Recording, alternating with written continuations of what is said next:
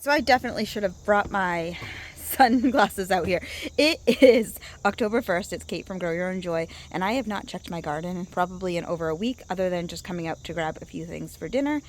But we're going to check it out and see what is still available out here. We have had record-breaking rains here, and things have not been doing great, but I am going to try to salvage what I can and just let it keep doing its thing. So I'm going to turn you around and show you some things. My greenhouse definitely needs to be watered, so I'm also going to do that while I'm out here. So this is my little lemon tree that I purchased this year and put in this pot. I have been bringing it in at night because it has been getting into the 40s, and that is not good for citrus trees, at least according to my understanding. But the lemons are starting to turn yellow, and that's amazing. I never thought I would get anything off of this. So, yeah, that's great. I can't wait. They are smaller. They're more like the size of a lime. But I'm sure the longer I have this, they will be bigger. So it's a mess out here, just like the rest of my life, but I still have flowers. So I have these marigolds, and the nasturtium is not doing well. I'm gonna prune some of this back and see if we can get a second wave of some flowers and maybe seed save some, but these zinnias and things just look horrible. Underneath the table, I have a coxcomb that volunteered, and that's really happy to be under there. It's kind of like its own little greenhouse, and I have a couple more volunteers around. This is just how wild things are. That's an ear of corn. That is corn that is coming up in the cracks of my patio. My patio is also covered in grass.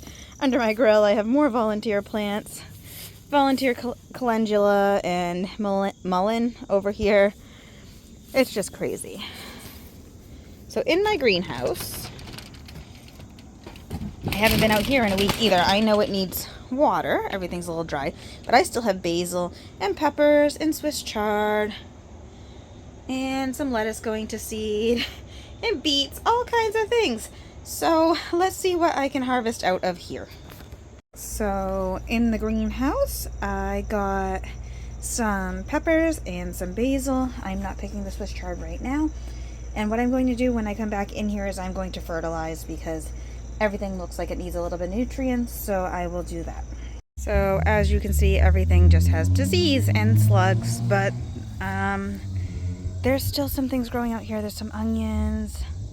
The strawberries are setting out runners for next year. This mint is taking over, and I'm actually probably going to remove all of that next year. But yeah, just is what it is. All right, let's see what there is in this overgrown garden. There is celery under here, and I'm debating if I'm going to pick that today or wait a little bit.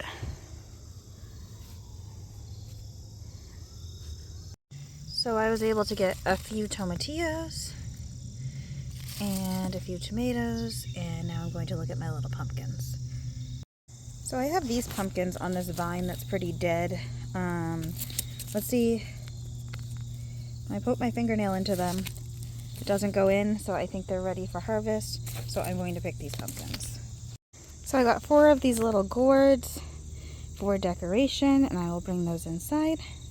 I also got a handful of green beans from this garden.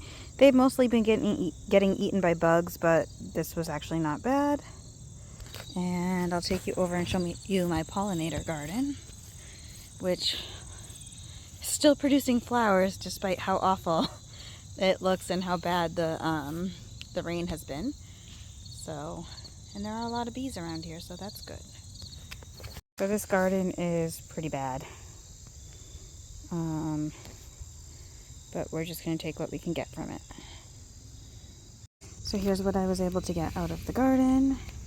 I got the teeniest, tiniest acorn squash. It is totally cured and ready to be picked, but it is so tiny. I have no idea if it's going to be any good. It's the first acorn squash I've ever grown. Some tomatoes. Most of the tomatoes are pretty much waterlogged and done, but I have a few. And then I picked some carrot greens to give to our turtle because he really likes them. And I pulled a couple carrots, and they were horrible and not much of anything, so I tossed them to the animals, to the wild animals, whatever they want to do with them. So, yeah.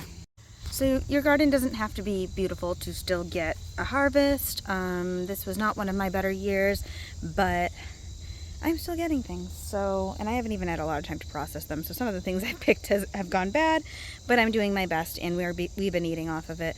So if you like what you see, please like, comment, and subscribe. Thanks for watching, and I'll see you in the next video. Bye, everyone.